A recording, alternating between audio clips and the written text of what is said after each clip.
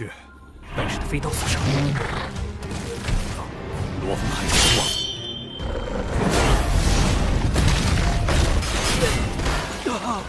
罗峰的飞。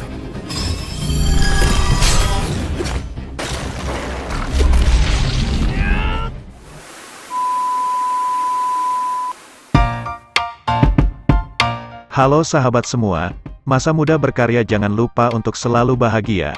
Nah di pembahasan kali ini Mimin kembali melanjutkan Donghua Swallow Star. Mimin juga mengingatkan bahwa video ini berisikan full spoiler. Nah sebelum itu, bantu subscribe channel ini dan aktifin juga tombol loncengnya, agar nanti setiap kali Mimin upload video, sahabat semua tidak ketinggalan updatean video terbaru. Nah tanpa berlama-lama lagi langsung aja ke alur ceritanya.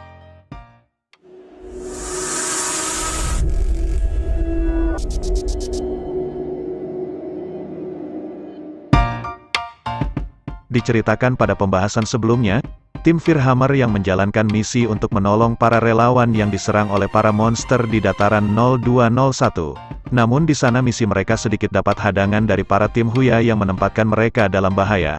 Tim Huya yang berniat jahat pada tim Firhammer. Mereka memancing para monster menggunakan gelombang ultrasonik untuk mengepung tim Firhammer. Mereka yang terkepung oleh banyaknya para monster setingkat jenderal. Tanpa pilihan lain mereka hanya bisa melarikan diri dari para monster. Para monster yang begitu banyak. Tanpa pilihan lain Luo Feng pun terpaksa melakukan serangan dengan kekuatan spiritualnya, yang membuat rekan yang lain juga akhirnya tahu bahwa Luo Feng seorang master spiritual.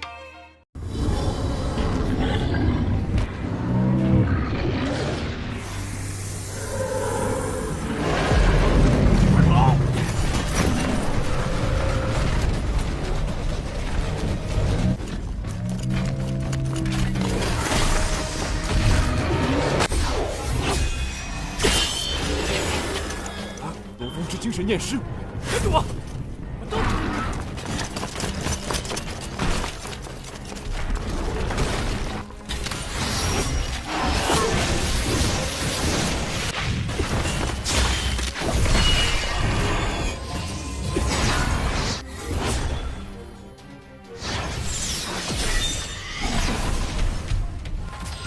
这精神念师也太……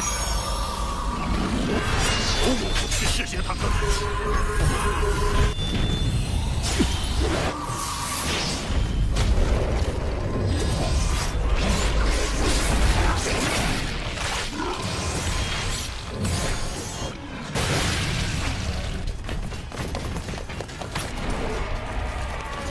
Dengan kekuatan spiritual Luo Feng lah, akhirnya mereka bisa membebaskan diri dari para monster. Di lain sisi tim Huya sangatlah kesal. Termasuk dengan Zhang Zehu yang sangat kesal bahwa mereka tidak bisa menghabisi para tim Firhammer. Lalu mereka pun bergegas mencari cara lain untuk bisa memancing serigala bulan perak. Tim Firhammer yang bersembunyi. Di sana Susin membantu Zhang Ke untuk mengobati lukanya. Mereka semua masihlah sangat kesal terhadap tim Huya yang berniat jahat, dan juga sangatlah licik. Luo Feng yang melihat Zhang Ke yang terluka ia merasa bersalah. Sebab ia menganggap bahwa Zhang Ke yang terluka karena dirinya yang telah menyinggung Zhang Zehu. Namun Zhang Ke tidak sedikit pun menyalahkan Luo Feng. Sebab untuk menjadi seorang praktisi harus rela berkorban. Bahkan nyawa hidup dan matinya pun jadi taruhannya. Karena Zhang Ke yang sudah dibilang cacat, tentu dengan semua itu ia tidak bisa lagi menjadi seorang praktisi. Akan tetapi ia masih bisa menjadi instruktur praktisi di Aula Bela Diri Jixian. Di sana mereka juga sedikit menanyai Luo Feng yang tidak memberitahu pada mereka sebelumnya, bahwa dirinya seorang master spiritual. Luo Feng hanya menjelaskan bahwa ia tidak menginginkan orang-orang tahu bahwa dirinya seorang master spiritual, dan seandainya berita bahwa dirinya seorang master spiritual tersebar nantinya juga membahayakan dirinya sendiri. Luo Feng juga meminta rekan timnya agar merahasiakan dirinya seorang master spiritual. Di lain sisi tim Huya yang bergegas mencari keberadaan serigala bulan perak.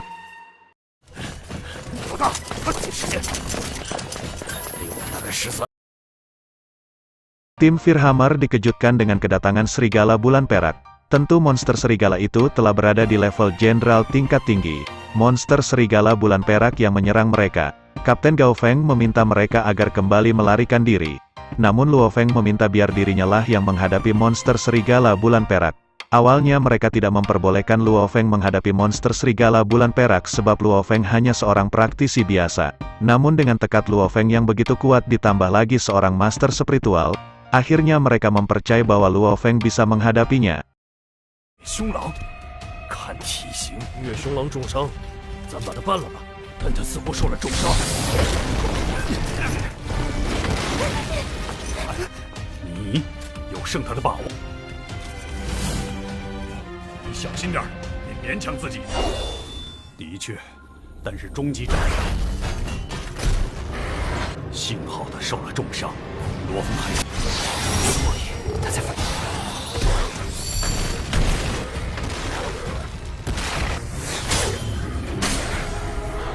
那么大，是被其他精神念师的飞刀所伤。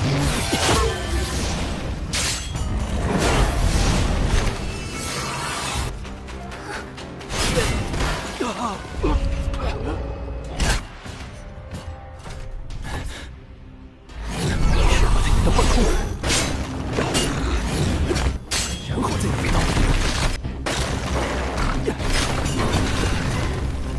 Luo Feng yang menghadapi keganasan dari monster serigala bulan perak, awalnya ia sangat dibuat kewalahan.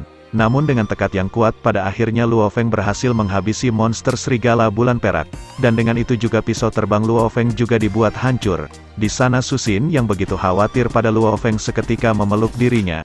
Rekan tim yang melihat Luo Feng berhasil menghabisi monster serigala bulan perak, mereka sangatlah senang.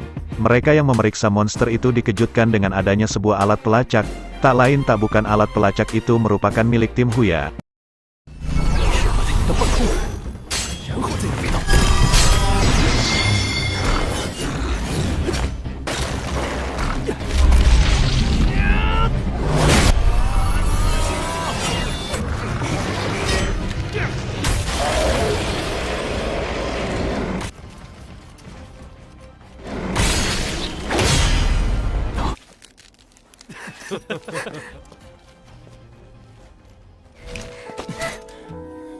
和力量都得到了6倍的增强，运气好，不只是运气，你记。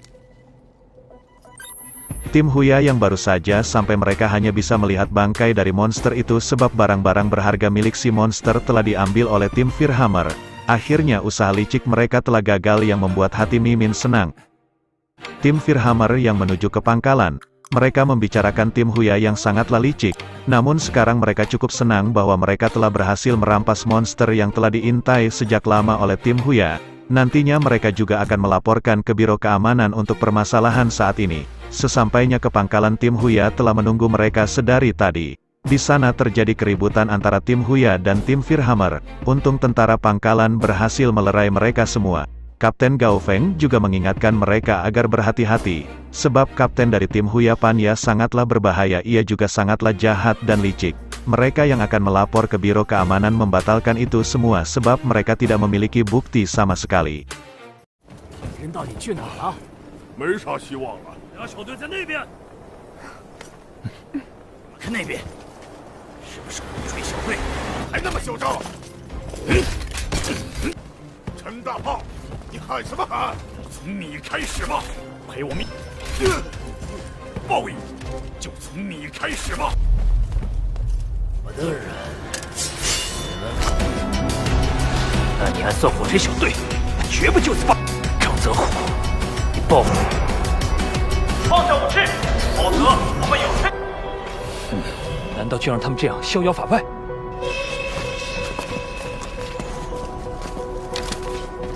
Sesampainya Zhang Ke langsung ditangani oleh dokter. Melihat kondisinya saat ini Zhang Ke juga sangatlah sedih. Terlebih lagi ia sedari kecil sangat menginginkan menjadi seorang praktisi. Namun mereka menenangkan Zhang Ke karena itulah takdir menjadi seorang praktisi. Akan tetapi mereka juga berusaha untuk mencarikan lengan robotik untuk Chen Gu. Di HR Alliance mereka menemui manajer Wang. Di sana mereka menanyai lengan robotik yang cocok untuk Zhang Jie untuk seorang praktisi. Manajer Wang hanya bisa mengatakan bahwa lengan robotik hanya bisa memenuhi untuk kehidupan sehari-hari. Tentu dengan itu tidak bisa digunakan untuk membantu seorang praktisi dalam bertarung. Akan tetapi manajer Wang mengatakan ada harta karun yang bisa menyembuhkan lengan yang patah di dunia ini, yang disebut air kehidupan. Air kehidupan ini didapatkan oleh monster spiritual tingkat Raja Naga Bumi. Namun sayangnya air kehidupan itu sangatlah langka, tentu dengan itu harga per tetesnya juga berkisar 30 miliar yuan. Dengan mendengar itu mereka juga terkejut, namun manajer Wang menenangkan Zhang Ke untuk hari-hari ke depannya mereka akan membantu dirinya. Di sana mereka juga memberikan barang berharga dari serigala bulan perak. Manajer Wang yang melihat ia juga terkejut sebab monster sejenis ini sangatlah ganas. Dengan tim Firhammer yang telah membunuh monster ini tentu nantinya mereka pasti akan mendapatkan penghargaan. Dan untuk barang berharga dari monster ini manajer Wang akan memberi 1 miliar sebagai hadiah untuk mereka semua. Lalu mereka merayakan sebuah pesta kecil-kecilan untuk perpisahan pensiun Zhang Ke. Zhang Ke juga berterima kasih pada Luo Feng yang telah menyelamati dirinya. Ia juga mengingatkan masa depan tim Firhammer bergantung pada diri Luo Feng. Itu semua karena Luo Feng merupakan master spiritual, yang kecepatan kultivasinya melebihi orang biasa. Dan jika tim Huya tahu maka mereka tak akan berani mengganggu tim Firhammer. Di sana mereka juga sedikit mengatakan bahwa konflik yang terjadi sebelumnya antara tim Firhammer dan Huya mendapat sorotan.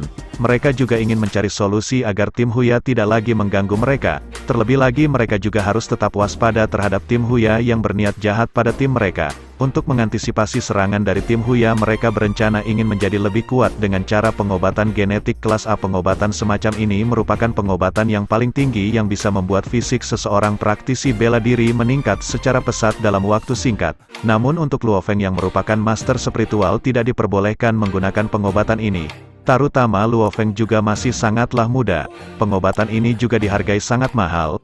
Namun mereka memiliki orang dalam agar bisa mendapatkan harga yang rendah. Dan untuk itu mereka semua akan bekerja keras semaksimal mungkin.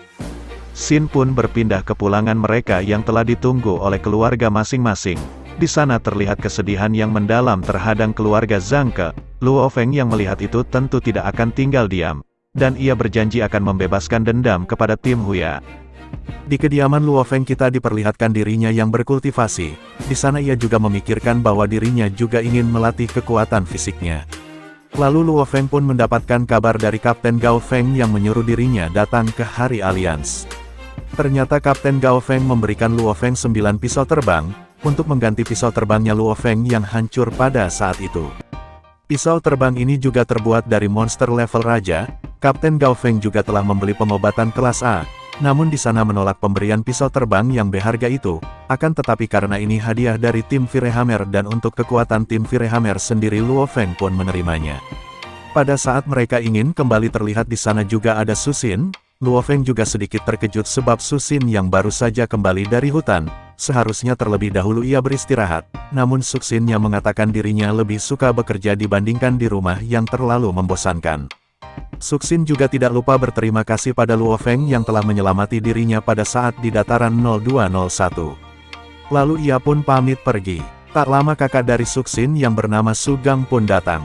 Di sana mereka berkenalan dan Su Gang juga sedikit berterima kasih pada tim Firhammer yang telah menyelamati adiknya.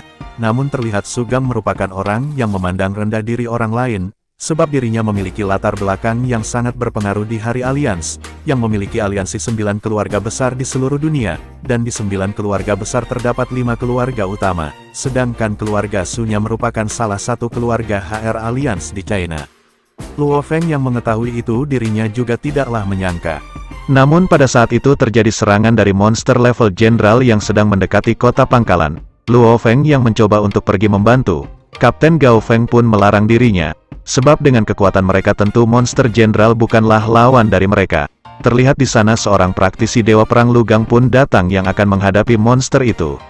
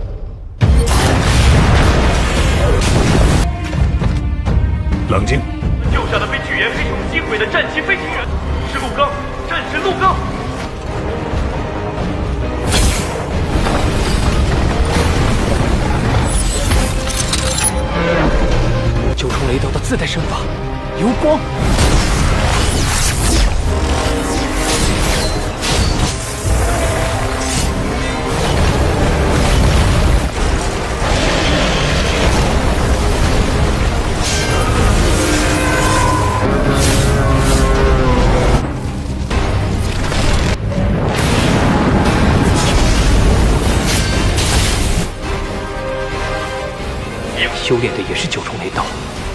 Dengan mudahnya Dewa Perang Lugang mengalahkan monster itu, Luo Feng yang melihat dirinya juga tidak menyangka bahwa praktisi Dewa Perang Lugang mengalahkan monster dengan 9 pedang guntur yang sedang ia pelajari juga. Su Gang yang juga melihat sedikit meremehkan Luo Feng yang hanya seorang praktisi biasa, beraninya mendekati adiknya Su Xin yang merupakan keluarga kerajaan. Tentu Luo Feng tidaklah pantas untuk Su Xin. Luo Feng yang mendengar tentu tidak tinggal diam.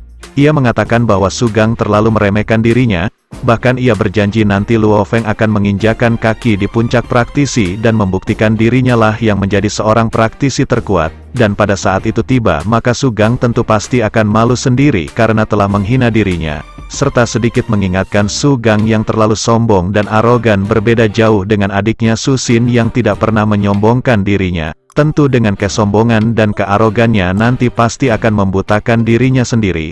Namun pada saat itu juga film pun bersambung.